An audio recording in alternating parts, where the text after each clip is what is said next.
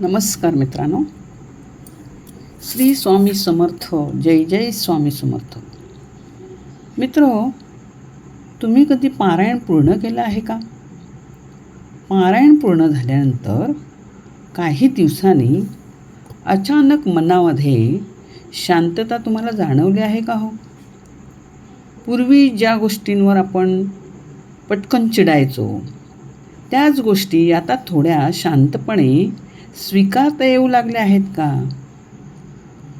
काही संकटं तशीच असतात, पण त्यांना सामोरं जाण्याची आपली ताकद जी आहे ती बदलली आहे का, याची आपल्याला जाणीव होत आहे का? हा प्रश्न जर आपल्या मनामध्ये येत असेल किंवा निर्माण होत असतील तर नक्कीच तुम्हाला पारायण काळामध्ये जो बदल झालेला आहे तो तुमच्या लक्षात येईल. पारायण केल्यानंतर नेमकं काय बदलतं? आपलं घर बदलतं का? नशीब बदलतं का? नाही, तर आपण स्वतः बदलतो. म्हणजे आपल्या स्वतःमध्ये आपण बदल करून घेतो. आजच्या या व्हिडिओमध्ये आपण जाणून घेणार आहोत पारायणानंतर भक्ताच्या जीवनामध्ये जाणवणारे 7 महत्त्वाचे बदल. ते कोणते आहेत? शेवटपर्यंत नक्की ऐका, कारण कदाचित तुमच्या जीवनातही यापैकी काही बदल आधीपासूनच सुरू झालेले असतील. त्यामुळे तुम्ही हे बदल कोणते आहेत हे जाणून घेण्यासाठी शेवटपर्यंत हा व्हिडिओ नक्की ऐका. त्यातला पहिला बदल आहे मनातील अस्वस्थता हळूहळू कमी व्हायला लागते. पारायण सुरू करण्यापूर्वी मनामध्ये अनेक विचार येतात. कुणाचं बोलणं मनाला लागतं, कुणाकडून आपल्याला अपमान झालेला आवडत नाही किंवा झालेला अपमान आपल्याला आठवत राहतो. भविष्याच्या चिंता म्हणा, काळजी म्हणा, आणि कोणतंही कारण नसतानासुद्धा कधीकधी आपलं मन अगदी अस्वस्थ असतं. पण जेव्हा आपण श्रद्धेने एखाद्या ग्रंथाचे पारायण करतो किंवा वाचन करतो तेव्हा मनाला एक आधार मिळतो.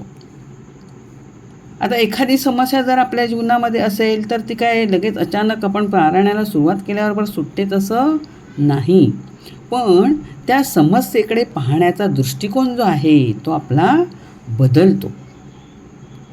पूर्वी आपल्याला वाटायचं की हे माझ्याच बाबतीत घडतंय, ह्या अडचणी मलाच येत आहेत.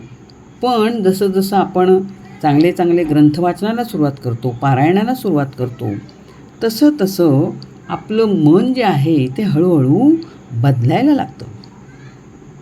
ही परिस्थिती आपण ज्या सद्गुरूंचं पारायण करत आहोत त्यांच्यामुळे ही स्थिती आपल्या मनामध्ये निर्माण होते. हा बदल आपल्याला छोटा वाटतो, पण भक्ताच्या जीवनात हा खूप मोठा बदल असतो. कारण बाहेरची परिस्थिती बदलण्यापूर्वी आपल्या मनातली जी भीती आहे ती काय होते, हळूहळू कमी होते, किंवा आपल्या मनामध्ये जे विचार आहेत ते हळूहळू कमी व्हायला मदत होते. आणि ते कमी होणे गरजेचेच असतात, नाहीतर मग विचारांचा काय होतो, गोंधळ उडतो आणि त्यामध्ये आपण खूप गोंधळून जातो आणि समस्या आणखीनच वाढायला सुरुवात होते. त्यामुळे आपल्या मनातील भीती कमी होणं हे आवश्यक असतं. दुसरा एक बदल आपण बघितला तर आपल्याला नामस्मरणाची ओढ लागते. पारायण पूर्ण झालं म्हणजे भक्ती संपलं असं नसतं.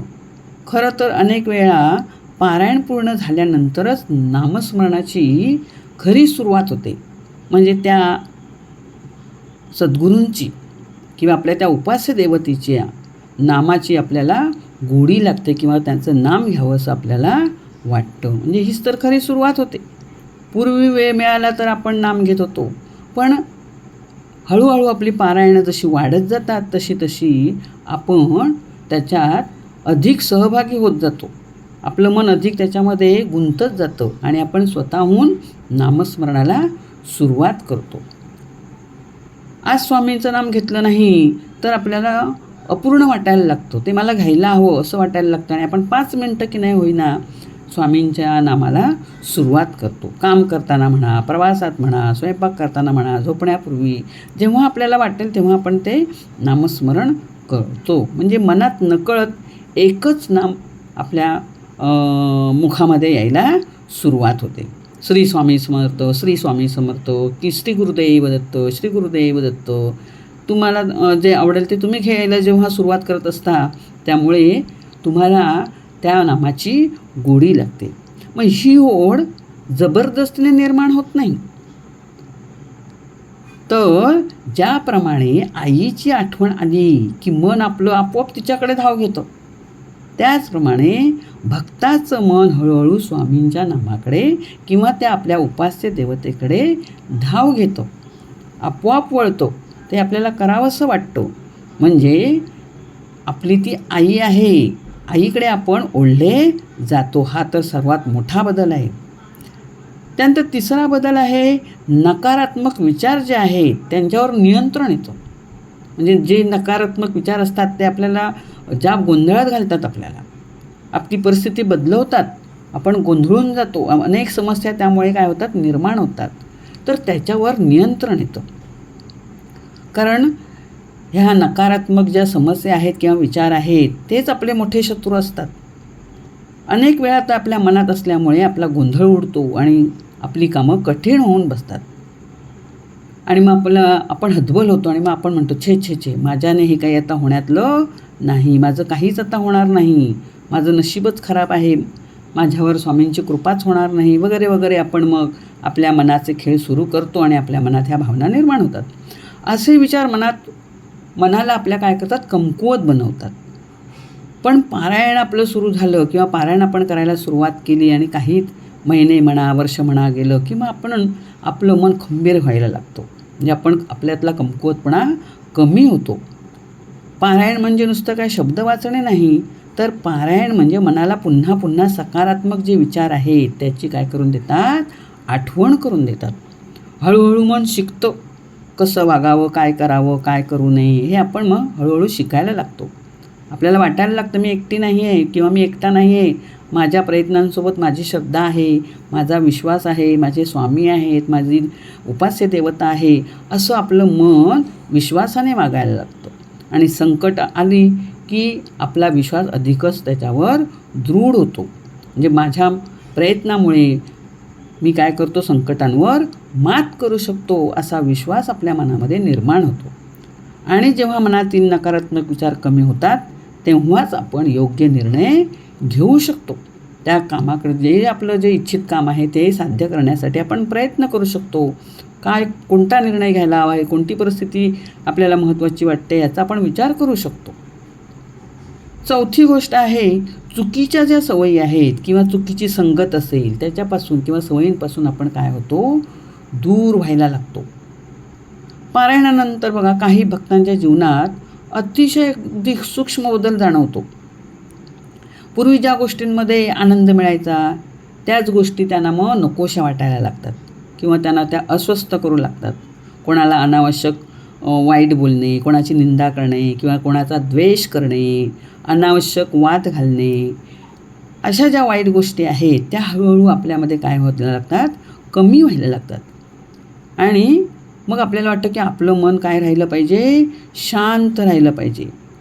म्हणजेच याचा अर्थ काय आहे की पारायण केलं की या व्यक्ती काय व्हायला लागते, तिच्यामध्ये सुधारणा व्हायला लागतात, विचार करायला लागते, आपण कसं वागायला हवं याची त्या व्यक्तीला जाणीव होते, मनाची जागरूकता निर्माण होते.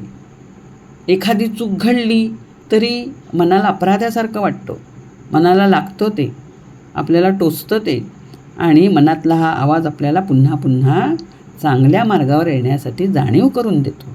हीच तर खरी आहे त्या पारायणाची कृपा.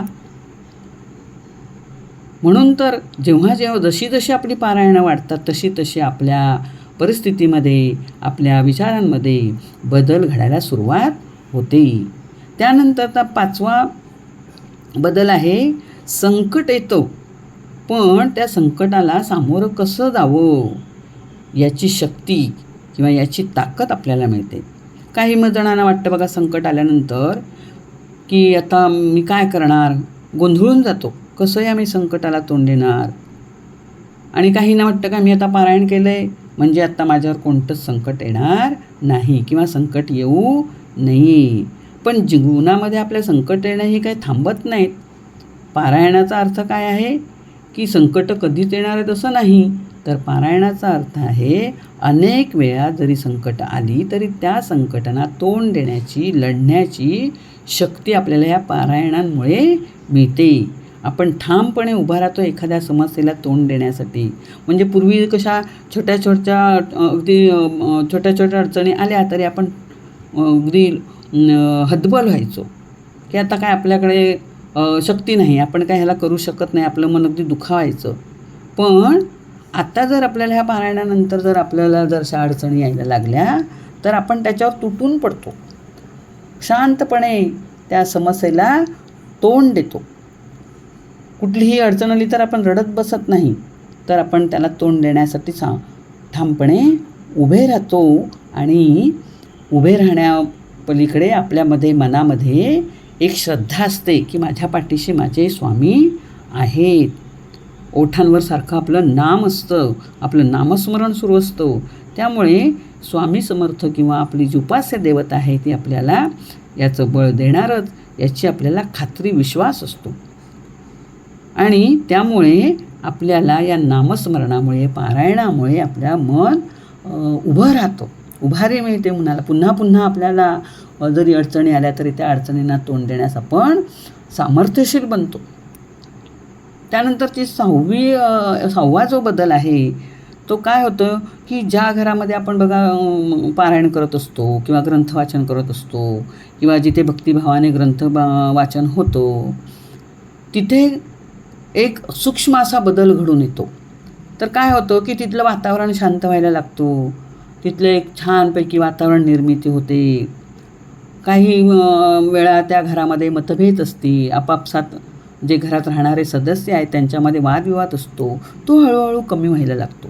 एकमेकांचे विचार त्यांना एकमेकांना पटायला लागतात, एकमेकांविषयी आपुलकी, प्रेम, भावना वाढायला लागते. त्यांची मनंसुद्धा शांत व्हायला लागलेले असतात. म्हणजे हा सुद्धा परिणाम त्या घरातल्या व्यक्तींवर जाणवायला लागतो. त्यांच्या बोलण्याची पद्धतसुद्धा सुधारते. काही वेळेला एखादा आपल्याकडे परका मनुष्य आला किंवा पाहुणे रावणे आली तर आपल्याला ते नकोसे वाटतात. पण आपली जशी पारायणाची शक्ती वाढत जाते तसतसे आपल्याला दुसऱ्याचा आदर कसा करावा, दुसऱ्यांचे विचार कसे पटवून घ्यावे याविषयीसुद्धा आपल्याला काय होतं, आपल्या मनामध्ये बदल निर्माण होतात. आपला राग कमी व्हायला लागतो. दुसऱ्यांशी आपण संवाद साधायचा प्रयत्न करतो की दुसऱ्याशी आपण कसं छान बोलावं, दुसऱ्याला आपण कसं रिस्पेक्ट द्यावा याविषयी आपल्यामध्ये बदल घडत राहतात. आणि मग कधीकधी मग आपल्याला वाटतं की पारायणानंतर खरोखरच आपल्यामध्ये काहीतरी बदल झालेला जाणवत आहे. काही वेळेला मनातील भक्तीचा प्रकाशसुद्धा आपल्याला दिसून येतो की आपल्याला एखाद्या उपास्य देवतेचं सारखं नामस्मरण करावं, त्याची भक्ती करावी, म्हणजे आपण इतके त्याच्यामध्ये रममाण होतो. आणि सर्वात मोठा बदल म्हणजे आपल्या उपास्य देवतेवरचा आपला विश्वास वाढतो. पारायणानंतर त्या भक्ताला किंवा त्या साधकाला एक गोष्ट जाणवायला लागते की माझी जी उपास्य देवता आहे ती माझ्या प्रत्येक इच्छेची पूर्तता करत आहे. म्हणजे माझी इच्छा ते पूर्ण करतायत, म्हणजे मला सगळं हवं नको ते पाहत आहेत असं नाही, पण माझ्या प्रत्येक गोष्टीत ते सहभागी आहेत, माझ्यासोबत आहेत. आणि हीच तर भक्तीची काय आहे, खरी पातळी आहे.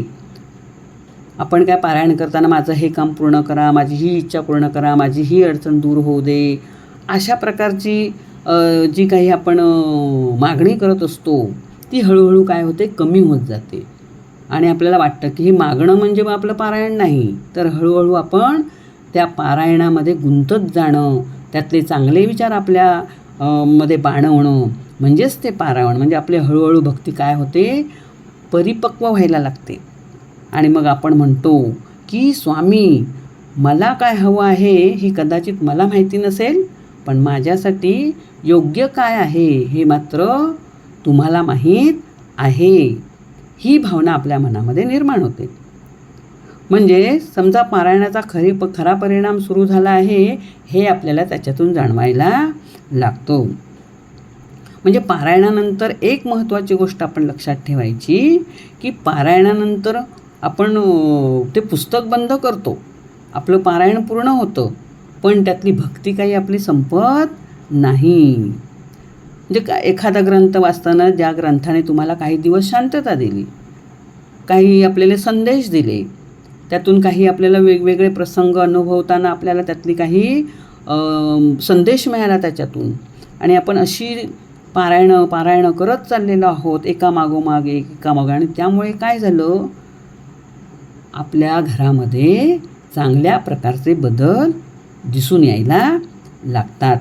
म्हणून पारायणानंतर आपण स्वतःला प्रश्न विचारायचा की मी जे वाचलेलं आहे ते माझ्या वागण्यात किती उतरलं, माझ्या मनात शांतता आली का, मी जे वाचलं त्याप्रमाणे मी वागतोय का, अशा प्रकारचे प्रश्न आपण स्वतःला विचारायचे. म्हणजे पारायणाने आपल्यामध्ये बदल घडलेत हे आपल्याला कळतं. म्हणून पारायण करा आणि नक्कीच आपल्या जीवनामध्ये बदल हे घडून येतीलच, आणि ते अनुभवा तुम्ही, तरच तुम्हाला पारायणाची खरी काय शक्ती आहे ती कळेल.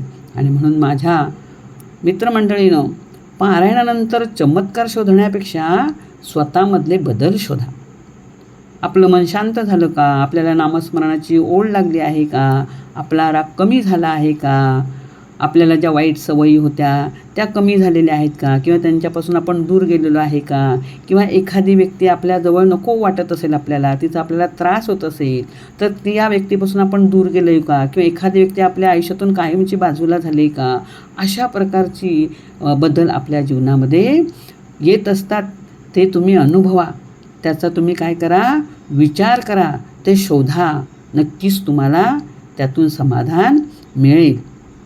आणि म्हणून आपले हे पारायण आहे ते मी मनापासून करा, श्रद्धेने करा, विश्वासाने करा, आणि नक्कीच तुमच्यावर स्वामींची कृपा झाल्याशिवाय राहणार नाही.